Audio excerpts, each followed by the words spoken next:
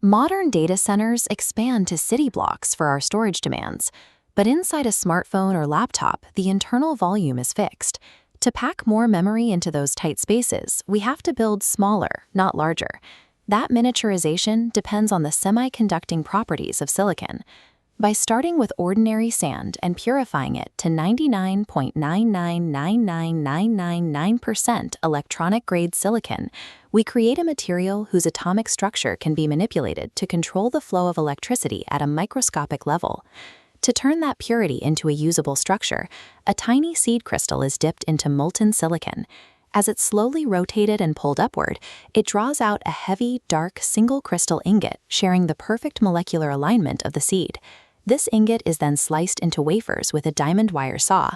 Each disc undergoes chemical-mechanical polishing to remove surface defects, resulting in a face so smooth that its height variations are measured in nanometers. The process yields a 300mm disc that is mirror-flat and structurally flawless, yet less than a millimeter thick. These wafers are processed in ISO-certified cleanrooms, where environmental variables are strictly governed. Even a single particle of dust is larger than the circuits we are about to build, so the air, temperature, and humidity are constantly filtered and monitored. We now have a blank slate of pure semiconductor, ready for the billions of transistors that will soon be carved into its surface. Once the fabrication begins, the wafer's surface is divided into a grid of thousands of chips. Creating the architecture inside each one requires a cyclical manufacturing loop. That loop consists of 4 stages: deposition, lithography, etch, and doping. First, the wafer is coated in a chemical film and a light-sensitive polymer called photoresist.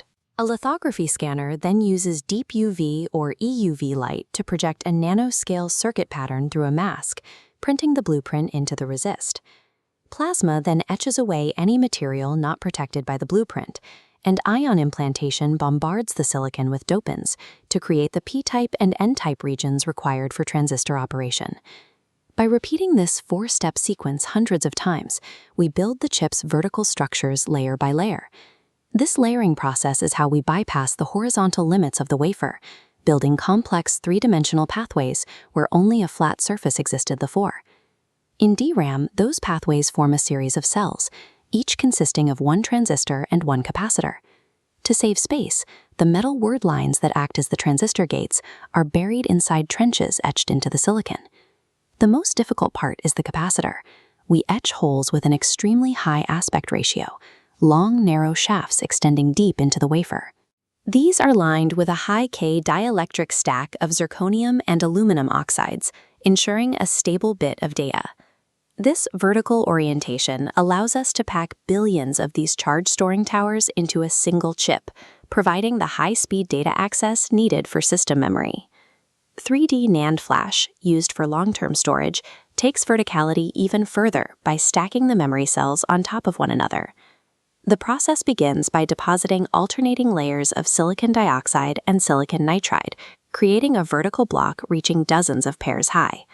A channel etch then bores a microscopic hole through every single layer at once, allowing the vertical string of memory cells to communicate.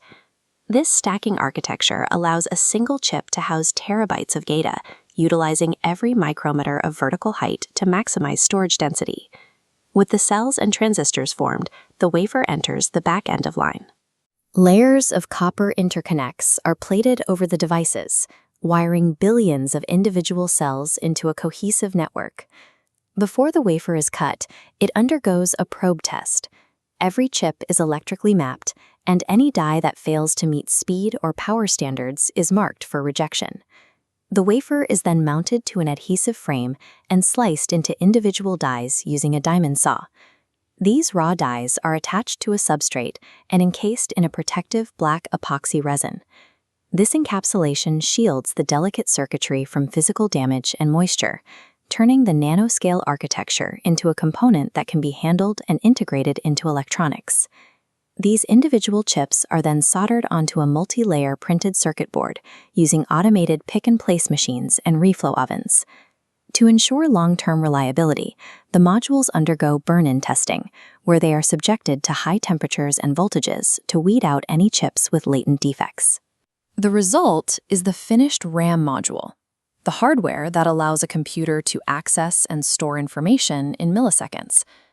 This process takes us from raw minerals to atomic-level logic, and back again to a durable module capable of storing a library's worth of information on just a few grams of fiberglass and silicon.